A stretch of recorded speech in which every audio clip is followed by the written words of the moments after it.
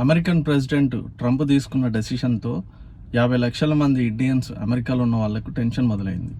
వాస్తవంగా వీళ్ళు రఫ్లీ 1.5% of total US population. ముఖ్యంగా 20th ఫిబ్రవరి తర్వాత పుట్టిన వాళ్ళను సిటిజన్గా కన్సిడర్ చేయరు అనే వచ్చిన ఇన్ఫర్మేషన్తో ప్రెగ్నెంట్ ఉమెన్ దాదాపు 7 నెలలు 8 నెలలు ఉన్న వాళ్ళు కూడా డాక్టర్స్ను అప్రోచ్ అయిపోయి ఈ 20th ఫిబ్రవరి లోపే కాన్పు చేయాలన్నట్టు చూస్తున్నారు. వాస్తవంగా డాక్టర్స్ ఎక్స్పర్ట్స్ చెప్పడం కూడా ఏంటంటే అప్పటికి బేబీలో ఆర్గాన్స్ డెవలప్ కావు, సరిగ్గా బిల్డప్ కావు, అదేవిధంగా మదర్కి కూడా హెల్త్ పరంగా ఇష్యూస్ వస్తాయని చెప్పి మీరు ఇట్లాంటి ఇమ్మెచ్యూర్ డెసిషన్స్ తీసుకొని ఆ సిటిజన్ కోసం ఇట్లాంటి పిచ్చి పిచ్చి పనులు చేయకూడదు అనేది మా కర్నూలు ప్రగతి సమితి తరఫున మీకు ఒక హంబుల్ అడ్వైస్. మీరందరూ H1B మీద, H4 మీద, తర్వాత గ్రీన్ కార్డ్ ప్రాసెస్లో ఉంటారు. మీరందరూ ఎంతో ఇంటలెక్చువల్స్.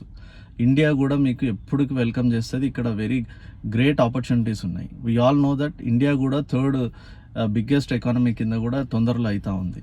మంచి living standard, infrastructure, job opportunities అన్నీ ఇండియాలో ఉన్నాయి. ఇంకొక యాంగిల్లో చూసుకుంటే గల్ఫ్ కంట్రీలో కూడా చాలామంది అక్కడ ఎవరికి సిటిజన్షిప్లు ఉండవు.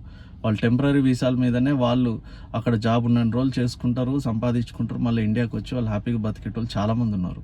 సో మీరు కూడా ఆ సిటిజన్షిప్ కోసం ఇట్లాంటి డెసిషన్స్ తీసుకోకుండా ఇండియా ఎప్పుడు కూడా గొప్ప ఆపర్చునిటీ ఉంటుంది. మీరు దాని గురించి కూడా ఆలోచించి అందరు బాగుండాలని కోరుకుంటూ జై కర్నూలు, జై KPS.